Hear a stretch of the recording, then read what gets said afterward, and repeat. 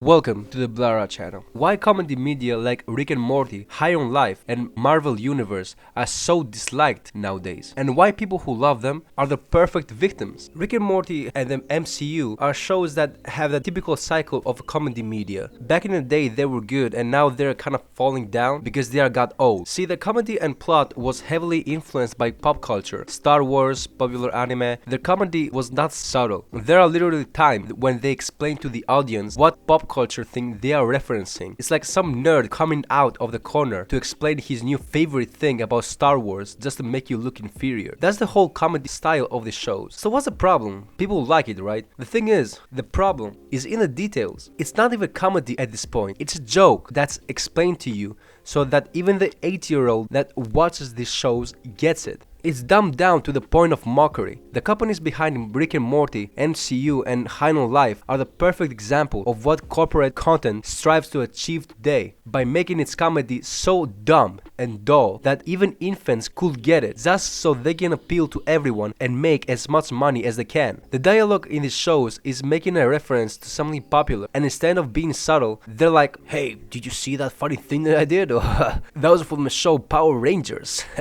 Remember, guys? They make everyone lose all sense of comedy once they understand that it doesn't take much for people to laugh, and they infantilize it. This makes shows stagnant. We are at this point right now that Rick and Morty has fallen down hard. It was funny when guys like Iron Man were cracking jokes, but it stopped being funny when everyone became like Iron Man. The dumb comedy of the shows worked though. There are a lot of people that would rather die than to admit that this show isn't funny. These people are the literal definition of a perfect victim, the perfect consumer that doesn't think, doesn't complain, and they only consume and don't care about what they're consuming. Greedy corporations behind these shows are using them by tapping into humor.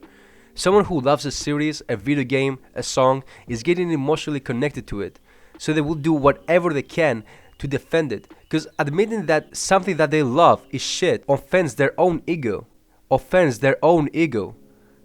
Even if their own favorite show is treating them like babies, they will defend it. Even if their favorite show is treating them like babies, they will defend it. As long as people like this exist, we will get the same shit over and over again, to the point that when actual entertaining shows come out, they will get cancelled, because they won't make the same money that easily accessible shit like Marvel, Rick and Morty and High on Life does. Corporate shows rely on losers who have nothing else to defend on the lie, but the Marvel shows that use them easily impress 30-year-old people with the mind of a toddler. The same companies that use your dumb nature are also responsible for making you this way. Companies use nostalgia in such a maliciously greedy way that it makes people who read Iron Man comics when they were younger literally cry when they see a Marvel trailer about Iron Man a decade later. Rick and Morty do the same thing, but in a reference kind of way. For example, they use Star Wars swords in an episode to make their nerds that grew up with Star Wars be connected emotionally to Rick and Morty. It's very effective, to the point that you see people fill their stinky tater tots room with gaming lights with Funko Pops from the Marvel movie or Rick and Morty. Crazy shit, you know? Fuck Joss Whedon. Be safe out there, alright? See ya. Love you.